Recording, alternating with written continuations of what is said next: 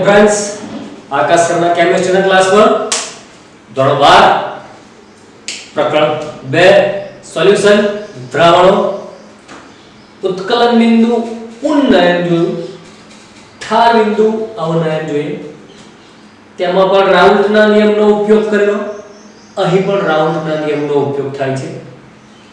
આજનો મુદ્દો છે આજનો પ્રશ્ન છે ઠાર બિંદુ અવનયન. 4 થી 5 માર્ક્સના પ્રશ્નની અંદર આખો પ્રશ્ન પૂછાય કે જેમાં તેનું સૂત્ર પણ છેલ્લે લખવાનું આવે છે, મેળવવાનું આવે છે, આલેખ દોરવાનો અને પૂરી સમજૂતી આપો. તો આપણે જોઈએ ઠાર બિંદુ અવનયન. મોલર ઠાર બિંદુ અવનયન, મોલર ઠાર બિંદુ અવનયન એ પ્રમાણે પણ પ્રશ્ન પૂછાય. ઠાર બિંદુ અવનયન સમજાવો એ પ્રમાણે પણ પ્રશ્ન પૂછાય. એટલે એમાં આલેખ અને તેનું સૂત્ર જરૂરી છે. ઠાર બિંદુ અવનયન શુદ્ધ દ્રાવક કરતા દ્રાવણનું બાષ્પ દબાણ ઓછું હોય છે. જો સળંગ બધા ક્લાસ જોયા હશે, લેક્ચર જોયા હશે, વિડિયોઝ જોયા હશે તો આ તો તમને હવે યાદ રહી ગયું હશે, સમજી ગયા હશો કે શુદ્ધ દ્રાવક કરતા દ્રાવણનું બાષ્પ દબાણ ઓછું હોય છે. બાષ્પ દબાણનો આ ઘટાડો દ્રાવકમાંથી દ્રાવણ બને છે ને બાષ્પ દબાણમાં ઘટાડો થાય છે. આ ઘટાડો દ્રાવણના ઠાર બિંદુના ઘટાડામાં પરિણમે છે. એટલે કે દ્રાવકમાંથી દ્રાવણ બને છે, બાષ્પ દબાણ ઘટે છે તો તે દ્રાવણ માટે બાષ્પ દબાણનો ઘટાડો તેના ઠાર બિંદુના ઘટાડા સ્વરૂપે જોઈ શકાય છે. તેમાં પરિણમે છે, તેનું પરિણામ છે. આપણે જાણીએ છીએ કે ઠાર બિંદુ એ પદાર્થની ઘન કલા અને પ્રવાહી કલા, એટલે કે પદાર્થની ઘન અવસ્થા અને પ્રવાહી અવસ્થા ગતિશીલ સંતુલનમાં હોય તે છે.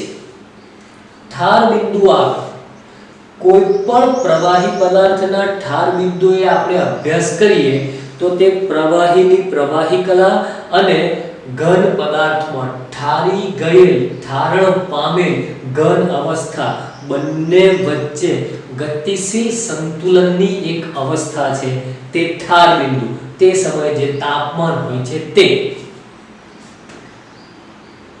આપણે જાણીએ છીએ કે ઠાર બિંદુ એ પદાર્થની ઘન કલા એટલે કે ઘન ભૌતિક અવસ્થા અને પ્રવાહી કલા ગતિશીલ સંતુલનમાં હોય છે. ફરીથી ઠાર બિંદુ આગળ જે તાપમાન આપણે કહીએ છીએ ઠાર બિંદુ માટે, તે ઠાર બિંદુ આગળ જે તે પ્રવાહી છે તેની પ્રવાહી અવસ્થા અને ઠરી ગયેલ ઘન અવસ્થા વચ્ચે ગતિશીલ સંતુલનમાં હોય તે અવસ્થા છે. જોઈએ હવે જે તાપમાને પદાર્થનું પ્રવાહી અવસ્થાનું બાષ્પ દબાણ, જે તાપમાને પદાર્થનું પ્રવાહી અવસ્થાનું બાષ્પ દબાણ એ તેની ઘન કલાના બાષ્પ દબાણ સાથે સંતુલનમાં હોય તે તાપમાનને ઠાર બિંદુ કહેવાય. કોઈ પણ એક પદાર્થ, ધારો કે લઈએ પાણી.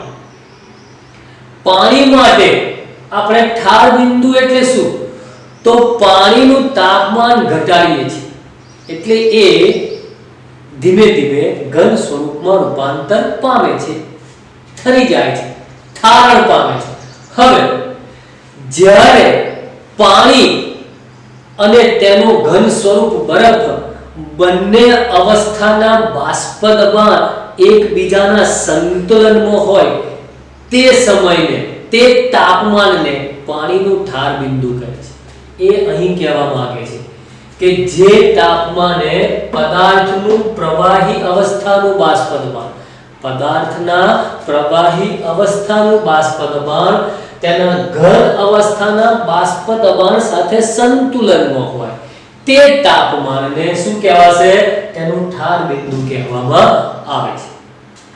કોઈ પણ દ્રાવણનું ઠારણ ત્યારે જ થશે, કોઈ પણ દ્રાવણનું ઠારણ ત્યારે જ થાય કે જ્યારે તેનું બાષ્પ દબાણ શુદ્ધ ઘન દ્રાવકના બાષ્પ દબાણ જેટલું થશે. દ્રાવકમાંથી દ્રાવણ બને છે. દ્રાવકમાંથી દ્રાવણ બને છે. હવે આ દ્રાવણનું અહીંયા આપેલું છે, દ્રાવણનું ઠારણ ત્યારે જ થાય કે જે પ્રવાહી દ્રાવક છે જે ઘન સ્વરૂપમાં ફેરવાઈ ગયો છે તે સમયે ઠારણ પામી ગયો છે તે સમયે તેનું જે બાષ્પ દબાણ છે તેના જેટલું અનુબાષ્પ દબાણ થાય. કોનું? દ્રાવણનું. ત્યારે જ તે ઠરશે કે ઠારણ પામશે. હજુ ફરીથી એક વખત, દ્રાવણનું ઠારણ ત્યારે જ થાય. દ્રાવણનું ઠારણ ત્યારે જ થાય કે જેમાં આ દ્રાવણમાં રહેલો જે કોણ દ્રાવક પ્રવાહી અવસ્થામાં છે અને તે ઠરી ગયો છે, એટલે કે શુદ્ધ પ્રવાહી દ્રાવક ઠરી જાય અને ઘન સ્વરૂપમાં ફેરવાય તે સમયે તેનું બાષ્પ દબાણ છે તે બાષ્પ દબાણના સંતુલનમાં જ્યારે દ્રાવણનું બાષ્પ દબાણ આવશે ત્યારે તે દ્રાવણ ઠારણ પામશે. એ જ અહીં લખેલું છે. કોઈ પણ દ્રાવણનું ઠારણ ત્યારે જ થશે કે જ્યારે તેનું બાષ્પ દબાણ શુદ્ધ ઘન દ્રાવકના બાષ્પ દબાણ જેટલું થાય. એટલે કે બંનેના બાષ્પ દબાણ સંતુલનમાં આવે.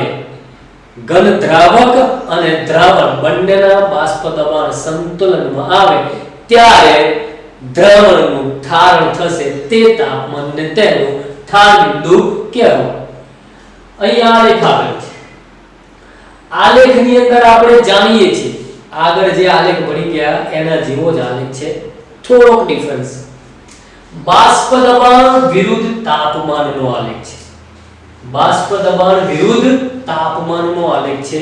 આપણે ઠાર બિંદુ અવનયન માટે આ આલેખ દોરેલો છે કે જેમાં ડાબેથી જમણે તાપમાનની રેખા પર જઈએ તો T0F એ શુદ્ધ દ્રાવકનું ઠાર બિંદુ છે.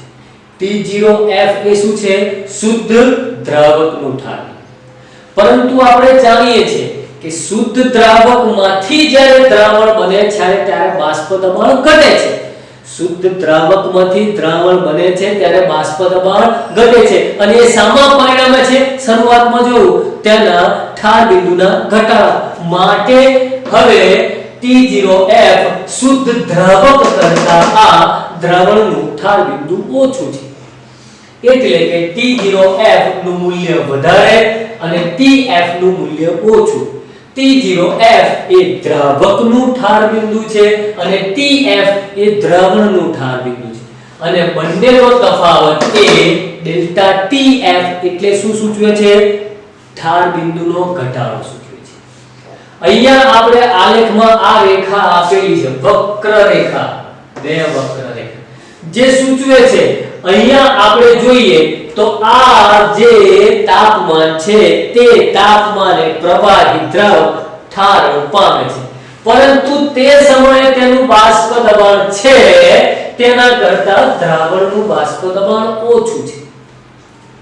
અને પછી આપણે આ બિંદુએ જોઈએ છે, આ બિંદુએ પ્રવાહી દ્રાવક સંપૂર્ણપણે ઠરી ગયો છે અને તે સમયે તેનું જે બાષ્પ દબાણ છે તે બાષ્પ દબાણ કોનું આવે છે? દ્રાવણનું. મતલબ બંનેના બાષ્પ દબાણ કેવા થઈ ગયા? સંતુલનમાં. માટે હવે આ જે તાપમાન મળશે એ તાપમાન દ્રાવણ માટે ઠાર બિંદુ કહેવાશે. આ તાપમાન જે આપણે TF સ્વરૂપે દર્શાવેલું છે. થોડું રિપીટ કરીએ. ડાબેથી જમણે જઈએ ત્યારે T0F એટલે કે શુદ્ધ દ્રાવકનું ઠાર બિંદુ. હવે તેમાં અબાષ્પશીલ દ્રાવ્ય પદાર્થ ઉમેરીએ ત્યારે દ્રાવણ બનશે. એટલે દ્રાવકની અંદર અબાષ્પશીલ દ્રાવ્ય ઉમેરી દ્રાવણ બનાવીએ ત્યારે બાષ્પ દબાણ ઘટે છે અને બાષ્પ દબાણ ઘટે છે સામા પરિણામે છે ઠાર બિંદુના ઘટાડામાં, જે આપણે અહીંયા જોઈ શકીએ છીએ. T0F દ્રાવકનું ઠાર બિંદુ મૂલ્ય વધારે છે, TF દ્રાવણનું ઠાર બિંદુ મૂલ્ય ઓછું છે અને બંને વચ્ચેનો તફાવત ઠાર બિંદુ ઘટાડો, ઠાર બિંદુ અવનયન એટલે કે ડેલ્ટા TF. સમજાય કેવી રીતે? તો અહીંયા જોઈ શકીએ છીએ કે પ્રવાહી દ્રાવક એ આ રેખામાં બાષ્પ દબાણ દર્શાવે છે અને પ્રવાહી દ્રાવણ આ રેખાએ જોઈએ, દ્રાવકના ઠાર બિંદુની રેખાએ જોઈએ તો ત્યાં દ્રાવણનું બાષ્પ દબાણ ઓછું છે. અહીં દ્રાવક છે તે ઠારણ પામે છે, તે આ જગ્યાએ તેનું બાષ્પ દબાણ સૂચવે છે, તે જ તાપમાને દ્રાવણનું બાષ્પ દબાણ ઓછું છે. હવે આ આલેખને લંબાવીએ તો આ જગ્યાએ આ બિંદુએ દ્રાવક સંપૂર્ણપણે ઠારણ પામી ચૂકેલ છે, શુદ્ધ દ્રાવક, અને તે જ જગ્યાએ દ્રાવણ પણ ઠારણ પામે છે કે જ્યાં આ બિંદુએ દ્રાવક અને દ્રાવણ બંનેના બાષ્પ દબાણ એક સમાન સંતુલનમાં છે. માટે હવે આ બિંદુને દ્રાવણનું ઠાર બિંદુ કહેવાય, TF, અને આ બંને વચ્ચેનો તફાવત એટલે ડેલ્ટા TF.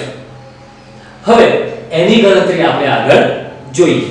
આકૃતિમાં આપણે જોઈ ગયા કે T0F એટલે કે શુદ્ધ દ્રાવકનું ઠાર બિંદુ, T0F શુદ્ધ દ્રાવકનું ઠાર બિંદુ, અને TF દ્રાવકની અંદર અબાષ્પશીલ દ્રવ્ય ઉમેર્યા બાદ શુદ્ધ બાષ્પશીલ દ્રાવકમાં અબાષ્પશીલ દ્રવ્ય ઉમેર્યા બાદ જે દ્રાવણ મળે છે તેનું ઠાર બિંદુ સૂચવે છે TF.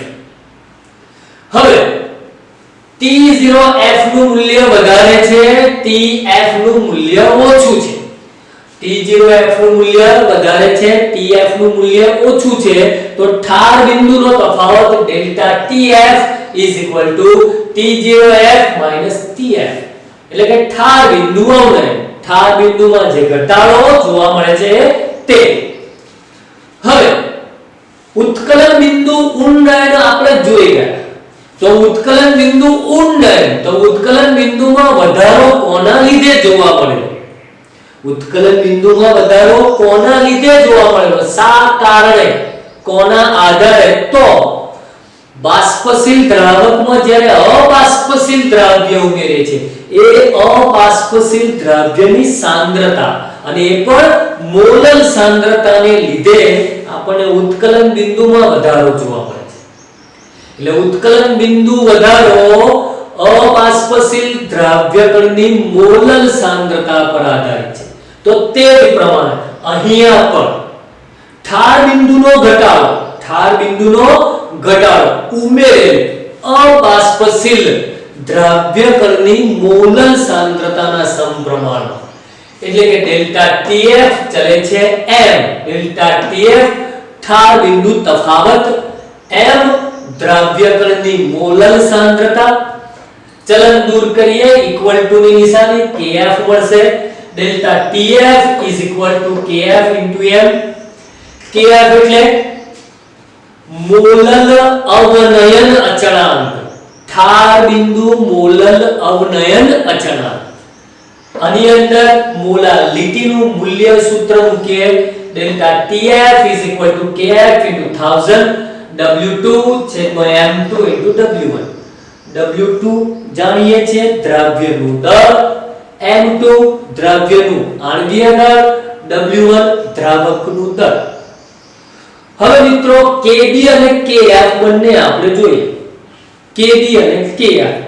Kb મોલલ ઉત્કલન બિંદુ ઉન્નયન અચળાંક, Kf મોલલ ઠાર બિંદુ અવનયન અચળાંક. આ બંને કોની ઉપર આધાર રાખે છે? તો દ્રાવકના સ્વભાવ ઉપર આધારિત રાખશે. દ્રાવકના સ્વભાવને આધારે Kf અને Kb ના મૂલ્ય મળશે. હવે એ બંને વચ્ચે જે સંબંધ છે તેને બે સૂત્ર દ્વારા, ટેક્સ્ટ બુક પ્રમાણે બે સૂત્ર દ્વારા આપણે દર્શાવી શકીએ. જેમ કે પહેલું Kb ઉત્કલન બિંદુ અચળાંક, Kb R m1 Tb² છેદમાં 1000 ડેલ્ટા H. R વાયુ અચળાંક, m1 દ્રાવકનું આણ્વીય દળ, Tb² દ્રાવણનું ઉત્કલન બિંદુ અને ડેલ્ટા H એ દ્રાવકનું બાષ્પીભવન ઉષ્માનું મૂલ્ય. તે જ પ્રમાણે Kf R વાયુ અચળાંક, M1 દ્રાવકનું આણ્વીય દળ, Tf દ્રાવણનું ઠાર બિંદુ, અજાર અને ડેલ્ટા H. ડેલ્ટા H અહીં આવશે દ્રાવકની ગલન ઉષ્મા. ફરીથી યાદ આપો Kf R M1 Tf² છેદમાં 1000 ગુણ્યા ડેલ્ટા H, જ્યાં R બરાબર વાયુ અચળાંક, M1 દ્રાવકનું આણ્વીય દળ, T²f Tf દ્રાવણનું ઠાર બિંદુ, ડેલ્ટા H આના માટે તો દ્રાવકની ગલન ઉષ્મા. આ થયા બે સૂત્ર કે જેમાં Kb અને Kf ના સંબંધ આપણે સમજાવી શકીએ છીએ. આ હતું ઠાર બિંદુ, મોલલ અવનયન અચળાંક અને તેની માહિતી. હવે તેની ઉપરથી આવતા કેટલાક આપણે દાખલા અને ઉદાહરણ જોઈશું. ત્યાં સુધી ઘરે રહેજો, વાંચજો. Steel than, by.